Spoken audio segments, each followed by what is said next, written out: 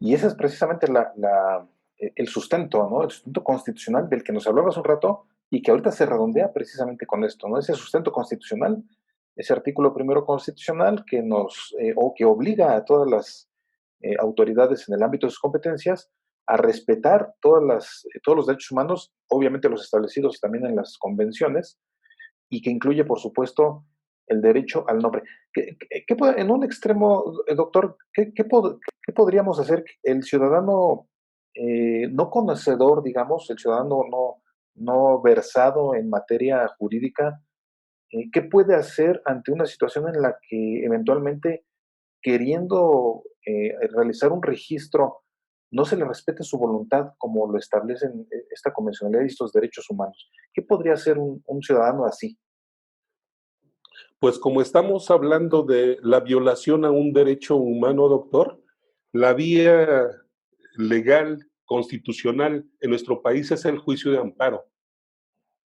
Desde luego que el juicio de amparo establece el principio de definitividad, permea el principio de definitividad, que establece que los gobernados debemos agotar todos los recursos que las leyes ordinarias te otorguen antes de llegar al juicio de amparo. Pero una vez que o sea, ese tipo de recursos se agotan en el tema que tiene que ver con el registro del nombre, pues tiene que ver con cuestiones administrativas. Hay una dirección del registro civil a nivel Estado de México que es como que la autoridad máxima de todos los oficiales del registro civil del Estado de México. Y entonces el primer paso sería dar parte a esa dirección general del registro civil para que ellos velen para que se subsane ese error, esa falla de X oficial de registro civil. Pero el siguiente paso sería precisamente acudir vía juicio de amparo a los tribunales federales para que ordenen precisamente que esto se corrija y se evite que se siga vulnerando esos derechos humanos en perjuicio de cualquier gobernado, que pudiera ser tú, pudiera ser yo, que pudiera ser cualquier persona, ¿no? Administrativamente también tenemos la presencia en el Estado de México del Tribunal de Justicia Administrativa. Por eso se llama Tribunal de Justicia Administrativa. Tiene que ver con todos los trámites administrativos cuando alguna de las instancias inferiores no acata el procedimiento o viola, en este caso, un derecho humano. Y bueno, lo que decíamos hace unos minutos, el que nosotros tengamos que agotar todas las instancias implica en una de estas agotar la instancia del Tribunal de Justicia Administrativa vía juicio administrativo para que el propio tribunal administrativo pudiera corregir. Pero en México tenemos esas dos vías. Tenemos la vía administrativa, podemos acudir a esa vía administrativa o podríamos acudir directamente al juicio de amparo, porque estamos ante una violación directa de derechos humanos. Y en las dos formas es válido para cualquier gobernante. Pues qué interesante, doctor. La verdad es que resulta muy interesante este tema, este artículo, por supuesto, que aborda este tema. Resulta muy interesante y muy de actualidad porque todavía hoy en día, pleno, como usted lo decía, ¿no? Es pleno siglo XXI y todavía tenemos problemas acerca de la determinación, ¿no?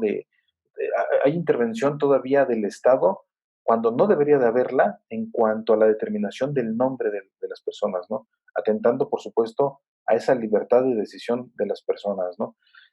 Tema por demás Así es. interesante. Yo quisiera destacar, doctor Joaquín, Adelante, claro. pues la nueva terminología jurídica que ha surgido con toda esta doctrina, ¿no? Del paradigma de los derechos humanos. Me refiero al control difuso de constitucionalidad y al control difuso de convencionalidad, o sea, y al bloque de constitucionalidad.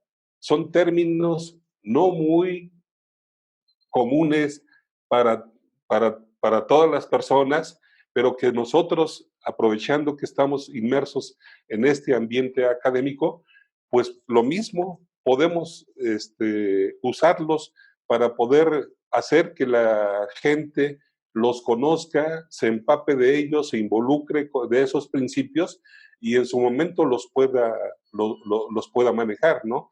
El bloque de constitucionalidad significa que los derechos ya no solamente, como decíamos, se rigen por lo que establece nuestra ley suprema, sino que se involucran los tratados internacionales, como anteriormente se hacía, ¿no? Anteriormente nada más todo lo que regía a los derechos de los mexicanos en este caso giraban en torno a la Constitución Federal de los Estados Unidos mexicanos. Ahora ya no.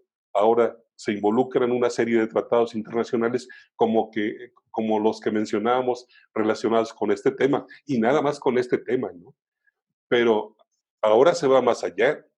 Decíamos porque bajo el control difuso de constitucionalidad y el control difuso de convencionalidad, todo tipo de autoridades, ya no hay excusas ni pretextos, ni se puede alegar ignorancia por parte de las autoridades que están al frente de las diferentes dependencias para poder decir que no conocían los derechos, ¿no? Todas las autoridades están ahora obligadas a involucrarse en todo este tipo de derechos para que, pues, en el ejercicio de su actuación, pues, eviten que conculcarlos y violarlos y alterarlos, pues, en perjuicio de los gobernados, que al final de cuentas son los que andamos pagando los platos rotos, ¿no?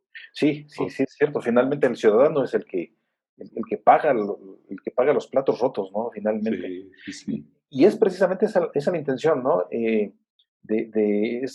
la intención de la revista Ius Comitialis y es la intención de estas conversaciones de poderle dar difusión precisamente a estos temas para que lleguen a donde deben de llegar, ¿no? Para que lleguen a la ciudadanía, a la academia, por supuesto, al sector científico, al sector de juristas y finalmente para que la sociedad se vea beneficiada con esto, ¿no?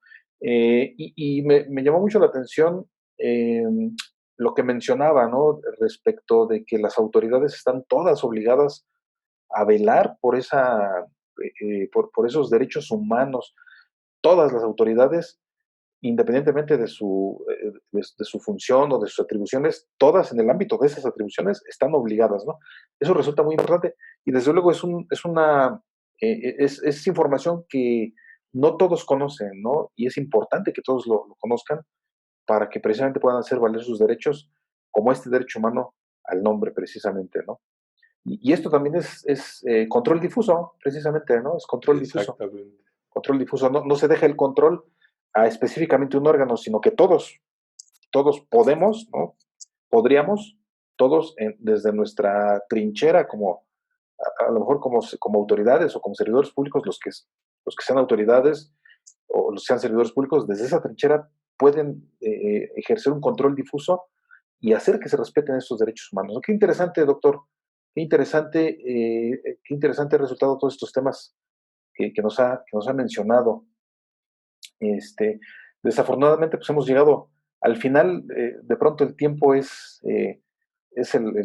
como que uno de los enemigos a vencer, y sobre todo en estos temas tan interesantes, ¿no? Tan amenos y tan interesantes que se abordan. Doctor Rodolfo Rafael Elizalde Castañeda, autor del artículo El derecho humano al nombre en el Estado de México, un enfoque constitucional y convencional. Artículo que fue publicado en el fascículo número 1 de la revista Ius Comitialis. Artículo que desde luego les recomiendo a todos consultar. Ya vieron ustedes cómo todo lo que conlleva desde el punto de vista teórico, práctico, desde el punto de vista constitucional, todo lo que conlleva para un abogado es oro molido, básicamente, esta información, porque es con lo que trabajamos todos los días, ¿no? Con el constitucionalismo y con la convencionalidad, ¿no? Con los tratados internacionales, sobre todo en materia de derechos humanos, ¿no? Doctor, ha sido un gusto conversar con usted. Yo le agradezco su tiempo, estas interesantes explicaciones, la experiencia, por supuesto, compartida. Gracias por la participación. Ojalá en el futuro podamos continuar reflexionando sobre este y otros temas, doctor. Claro que sí, doctor, y como decíamos al principio, el honor es para su servidor, doctor, y con mucho gusto, pues estamos en la mejor disposición de seguir colaborando con su revista y con usted en lo personal.